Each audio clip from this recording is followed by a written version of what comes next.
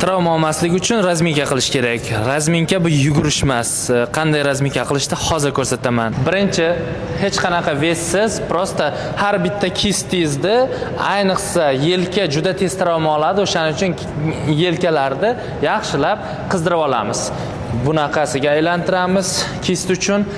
Mana bu yer uchun, tirsak uchun mana bunaqasiga aylanamiz, obratnasini aylantiramiz, farqi yo'q, o'zingizga bitta qo'llab aylantirsangiz bo'ladi va yelka uchun aylantirasiz, bitta qo'llab aylantirsangiz bo'ladi va bel uchun aylantirasiz, belni ham sal cho'zasiz qanotlarni va oyoqni ham aylantirib olasiz, kistini, mana bu joyini va endiroq oyoqni qo'yib o'tirib turasiz, yaxshiroq razminka bo'lishi uchun. Undan tashqari keyin ves olasiz. 3 kilodan pasti bo'lishi kerak. 2 kilo, 1 kilo, 3 kilo. Va yelkani qizitasiz.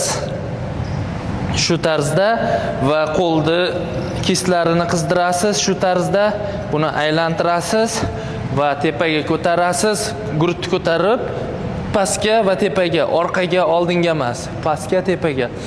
Va mana bunaqasiga sal qiyinroq qilasiz va ozgina egilib turib, mana bunaqasiga qilsangiz ham bo'ladi, yaxshi pam-pam bo'ladi. Va keyin sekin egilasiz, oyoqlaringiz ham yaxshi cho'zilishi uchun. Va bir oyoqlab pastga, tepaga, bu oyoq ham xuddi shunaqa. Pastga, tepaga. Shu